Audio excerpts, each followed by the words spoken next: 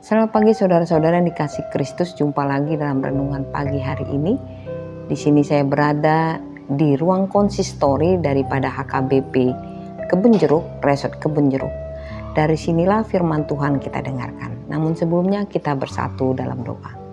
Damai sejahtera Allah yang melampaui segala akal, itulah yang memelihara hati dan pikiran saudara-saudara dalam Yesus Kristus Tuhan kita. Amin. Firman Tuhan yang menjadi renungan pagi ini tertulis dalam 2 Tawarik 7 ayat 14. Demikian bunyinya. Dan umatku yang atasnya namaku disebut merendahkan diri, berdoa dan mencari wajahku, lalu berbalik dari jalan-jalannya yang jahat. Maka aku akan mendengar dari surga dan mengampuni dosa mereka serta memulihkan negeri mereka. Demikian firman Tuhan. Saudara-saudara yang dikasihi Kristus, teks renungan kita hari ini di mana Allah berbicara kepada Salomo tentang bagaimana Allah sangat menyayangi umatnya dan ingin mereka mengalami pemulihan.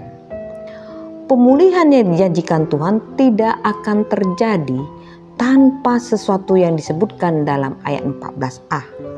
Merendahkan diri, berdoa, dan mencari wajahku, lalu berbalik dari jalan-jalannya yang jahat. Tuhan ingin hati yang murni di hadapannya, yaitu mau bertobat. Ketika bangsa Israel memandang hanya kepada Allah dan memiliki hati yang mau bertobat, maka janji Tuhan dalam ayat 14b, maka aku akan mendengar dari surga dan mengampuni dosa mereka serta memulihkan negeri mereka. Suatu pemulihan hidup yang akan terjadi bagi bangsa Israel. Saudara-saudara terkasih, sebagai orang percaya, ketika kita menghadapi ujian, cobaan, bahkan masalah yang tidak pernah berakhir, seringkali pikiran kita diliputi oleh pertanyaan dan keraguan. Bahkan menyalahkan semua hal termasuk Tuhan. Padahal seharusnya kita mengambil langkah awal lebih dahulu, yaitu bertobat. Dengan merendahkan diri, berdoa, mencari wajah Tuhan, dan segera menyadari kesalahan kita. Istilah Ibrani bagi wajah dalam Perjanjian Lama diterjemahkan sebagai kehadiran.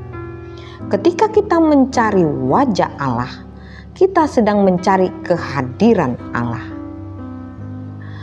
Panggilan untuk mencari wajah Allah diserukan karena mereka telah meninggalkan Dia dan perlu kembali kepadanya.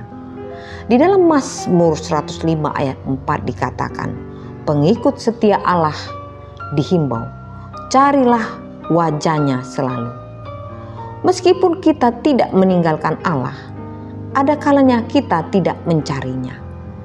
Wajah Allah, karakternya yang kudus, seringkali terhalang oleh kondisi insani dan keinginan daging kita. Oleh karena itu, Tuhan menyarankan supaya kita terus mencari wajahnya, supaya umat berbalik dari jalan yang salah.